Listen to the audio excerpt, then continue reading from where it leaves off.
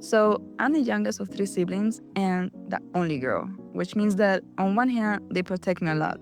If a guy ever does something to you, I will literally kill them. Well, okay.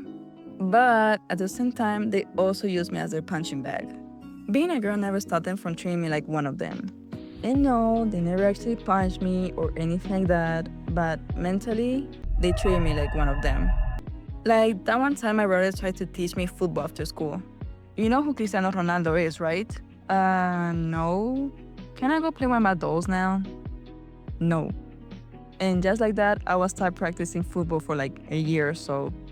He dragged me outside every afternoon, and all I wanted to do was play with my dolls all day. But honestly, I can't complain too much because thanks to that, I actually learned how to play really good. Okay, I was probably not the best, but for a 6-year-old girl, I was pretty good. For example, in the second grade, all the girls had to play soccer for a school event. Most of them were just kicking the ball around for fun. But me, I was locked in. That moment, my mind was 100% on the game. I had grabbed the ball, passed everyone on my way. I scored again and again and again, and ended up winning the match. Everyone was shocked. It was a whole spectacular. And because of that, my parents even bought me a toy afterwards. So yeah, thanks big bro for forcing me to play football that time. But now, if you give me a soccer ball today, I wouldn't even know what to do with it. Because on my teenage years, I spent my whole time watching YouTube videos and breaking my back drawing so much. And actually, speaking of drawing, I want to say that because of my older brother, I started YouTube in the first place. From the very beginning, he supported me in everything, whether it was with my art or with my channel. He taught me how to write scripts, organize my ideas, and tell me stories in an interesting way. He gave me advice whenever I didn't know what to start, and he always kept me motivated.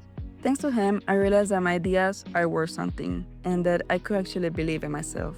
Actually, both of my brothers have always supported me. I remember showing my first video to my middle brother.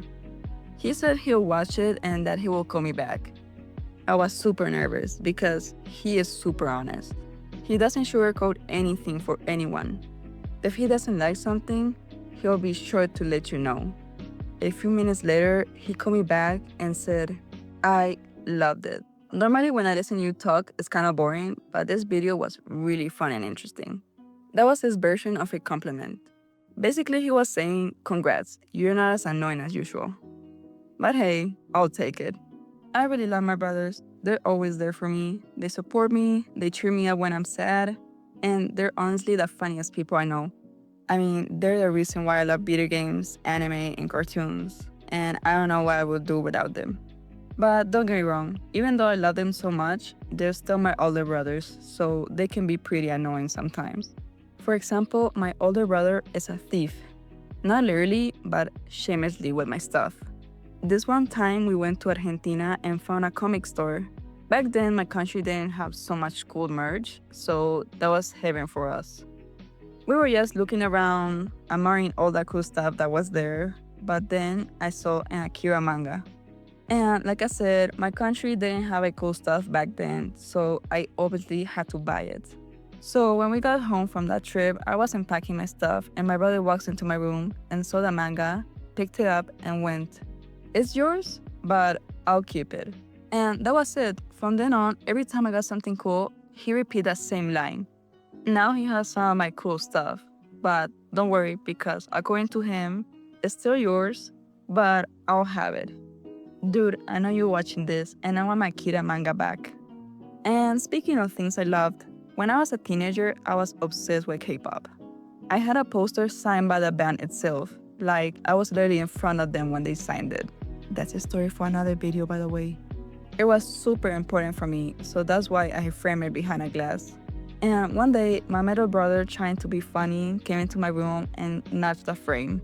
And since my stand was unstable, the whole thing tripped over and shattered. We both froze. He started apologizing like 1,000 times, but luckily for him, the poster survived. But if it hadn't, let's just say he wouldn't be alive today. Now, here's a more serious story, but it's still a pretty funny one. It's about the time they actually lost me when I was a baby. My mom went out for like 20 minutes to a neighbor's house and left me in their care. I had just learned how to walk, and they were playing in a garage with the door wide open. Where's the baby?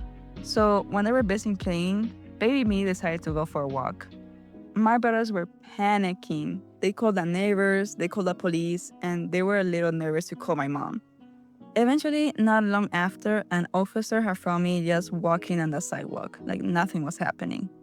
My mom was so mad, and my brothers got in big trouble. When my mom told me that story, I learned that even though they always watch over me, sometimes they really mess up. Now, I want to tell you this last story that for me is the best one. This was before I was even born. It was around Christmas time. My brothers were like 8 or 9 years old at that time. They were in class, and the teacher had asked him what they wanted for Christmas.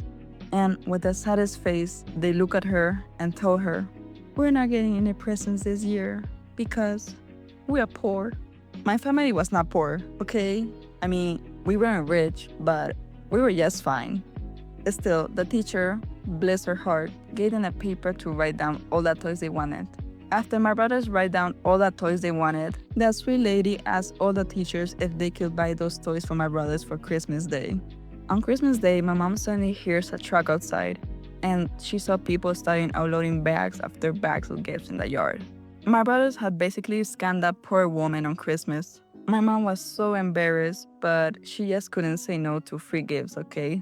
So yeah, my brothers got away with it and enjoyed some extra presents, but not without a lecture, obviously. So that's life with my two brothers. It's a mess, annoying, funny, but also filled with love. And before I end this video, I just want to say that I really love my brothers. Even though we fight sometimes, they're always there for me, and I'm always there for them. And I know they're watching this video right now. Hi guys! Also, I want my Akira manga back. I'll be waiting. Okay, so that's the end of this story time. And let me know if you had any sibling stories in the comments. Hi everyone, so I know it's been like 2 months since I last uploaded a video, and I'm truly sorry about that. I just been really busy with college and life stuff. But I really enjoy making this video, so I'm gonna continue. And thank you for watching. I really appreciate it.